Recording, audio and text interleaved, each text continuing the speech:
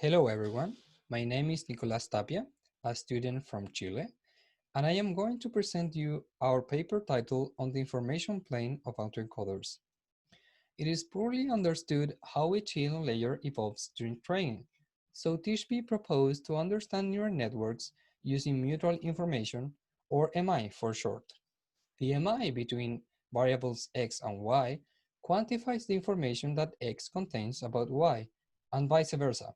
So it is a measure of dependency. Assume a neural net with input x and target y with a hidden layer t.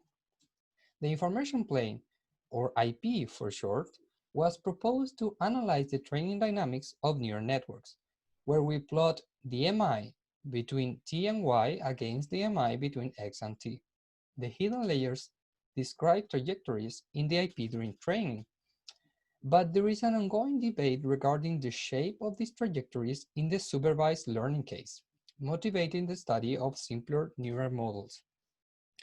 The IP of autoencoders was studied by you.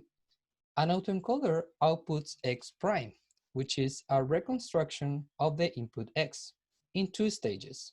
First, the input x is processed by a first stack of layers called the encoder, arriving at a variable z, so-called the bottleneck layer, because it is usually the layer with the smallest dimensionality. Then, we process this compact representation with a second stack of layers called the decoder that tries to reconstruct the input, outputting the variable x prime. In autoencoders then, the target variable y would be the same input x, so the regular IP is not useful because both axes would be the same. A modification was proposed in U where we plot the MI between t and x prime against the MI between x and t. For simplicity, we call the MI between t and x prime the output MI and the MI between x and t the input MI. The estimated IP by U shows compression for large bottleneck sizes k, which is conflicting with optimal reconstruction because it requires that all input information is preserved. Our main contributions are two. First, we derive a theoretical IP of autoencoders with ideal convergence values for the input and output MI. Secondly, we improve the adjustment rule of the MI estimator used by you, obtaining better agreement between experiments and theory. To start our information analysis, we assume that the bottleneck layer size k restricts the transfer of information, as it is a natural assumption. We also introduce a useful abstraction called ideal autoencoders, which are autoencoders that have the minimum reconstruction error allowed by k. In neural networks, the MI between the input and a hidden layer is infinite because of the deterministic nature of this transformation. This is typically avoided using discretization or additive noise. In our analysis, we unified both approaches symbolically by simply saying that we will use an estimator I hat. And behind the scenes, for our proofs, we will use both approaches simultaneously. Our first lemma, called the output MI, states that the MI between t and x prime is the same as the MI between x and x prime. So a direct consequence is that all output MIs are equal for any layer. Now let's assume we have a function lambda, which is an increasing function of the bottleneck layer size k that formalizes this concept of the information restriction. So it represents the maximum amount of information that can be transferred from the encoder to the decoder. Our second lemma, called input MI, states that an ideal autoencoder satisfies that the MI between the input and the output layer is equal to the MI between the input and the bottleneck layer, and is also equal to the minimum value between the restriction and the MI between x and x itself, which would represent the total information at the input. Joining these two lemmas, we can prove our main result for ideal autoencoders. Theorem 1 called two patterns. Now, consider an ideal autoencoder with some bottleneck layer size k and an associated restriction lambda. The first case is where the restriction is larger than the information at the input. In this case, both the output MI and the input MI of every layer is equal to the input restriction. In our second case, the restriction is smaller than the input information, so some information has to be lost. Then the output MI is equal to lambda for every layer, but we have two cases for the input MIs. The encoder has input MI satisfying a decreasing sequence of information from input to the bottleneck layer until it achieves the lambda level. And the decoder has input MI satisfying an equality and equal to lambda, so the decoder does not lose any more information. The consequences in the IP are the following. At initialization, with random weights in the autoencoder, we expect that the input MI satisfy a strict inequality, forming a decreasing sequence from input to output due to the loss of information of random weights through the layers. Because of this loss of information, we expect also that the output layer at initialization has a very little information from the input, so we expect small output MIs. At any iteration, all IP curves have the same output MI because of lemma number 1, and also it increases during training because the reconstruction error is being minimized, and so the MI between x and x prime increases. Now we can apply theorem 1 at the end of training to find the convergence of each IP curve, because at the end of training, we expect that a well-trained autoencoder approximates an ideal autoencoder behavior. We have two different IPs depending on the relationship between K and M, where K is the bottleneck layer size and M is the information of the input. In panel A, you can see the case where the bottleneck size is small, so the restriction lambda is smaller than M, and we find that the encoder arrives at a decreasing sequence where the bottleneck layer size, arrives at the lambda level, and then the decoder converges at the same point as the bottleneck layer, because it does not compress any further. In the panel B, on the other hand, we can see the case for large bottleneck sizes. Because the bottleneck size is large, the restriction does not impose any necessity for compression in the autoencoder. Then all layers can contain all the input information equal to M, so they converge all at the same point. The specific path followed from initialization to convergence depends on the training algorithm. So here we have drawn straight lines arbitrarily.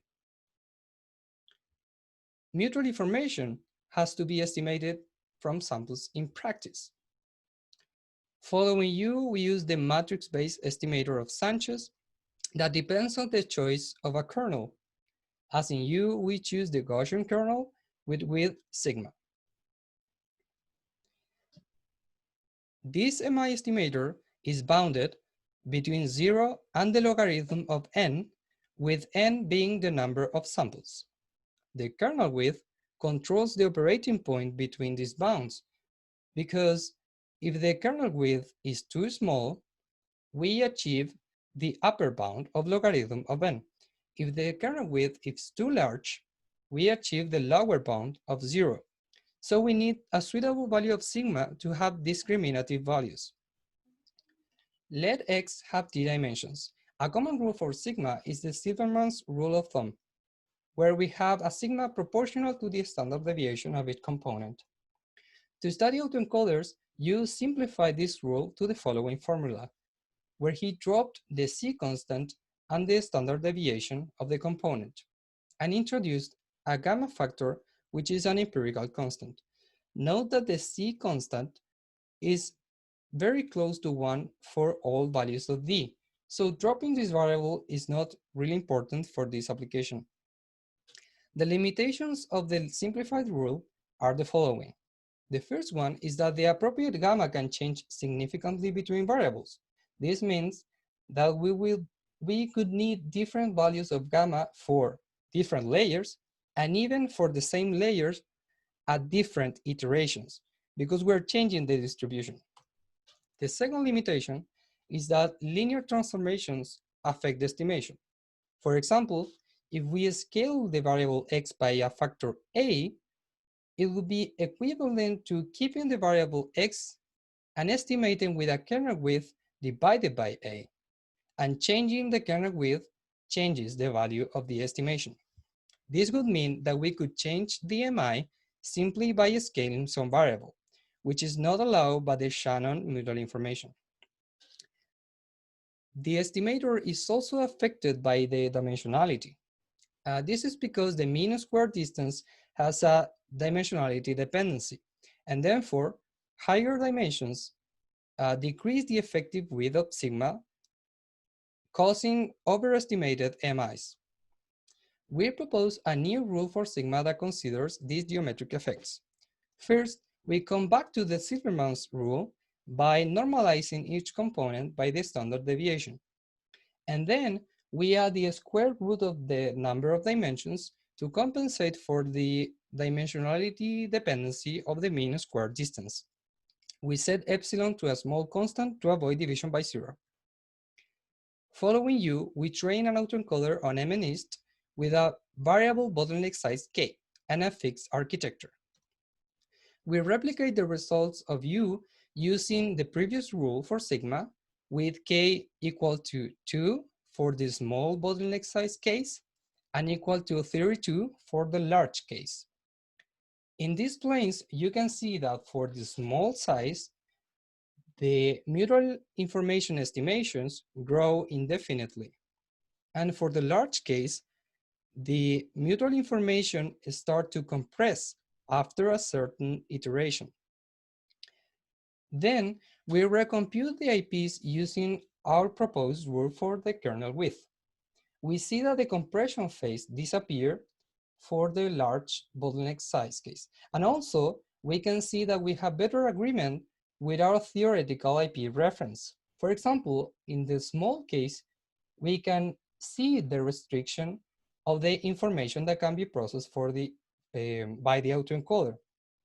We also see that the encoder tends to order in a decreasing sequence of input MIs, and also that the decoder tends to approximately arrive at the point where the bottleneck layer is. Also, for the large bottleneck size case, we find that all layers converge mostly at the same point because the autoencoder does not need to compress any information. We found a correlation between variance and the MI estimations obtained with the previous rule. For example, here in the small bottleneck size case, we found that the variance tend to increase indefinitely, correlating with the indefinite increase of the MI estimations. In the larger bottleneck size case, we found that the variance start to shrink after some iteration, and this correlates with the compression phase observed in the IP. This behavior agrees with the limitation described before regarding linear transformations, so it suggests that the compression phase previously observed was a variance artifact unrelated to changes in information content. In conclusion, there are two MI patterns depending on the bottleneck layer size. For small sizes, ideal encoders progressively compress information, and for large sizes, they do not compress, and ideal decoders never compress. Therefore, there are two theoretical references for the IP of an autoencoder. Experimental contradictions with the theory were partially solved after introducing geometric corrections in the MI estimator. As future work, these findings must be validated with more architectures and datasets, and the theoretical IP of the autoencoder might serve as a benchmark to validate new methods to estimate MI in neural nets. Thank you for your attention.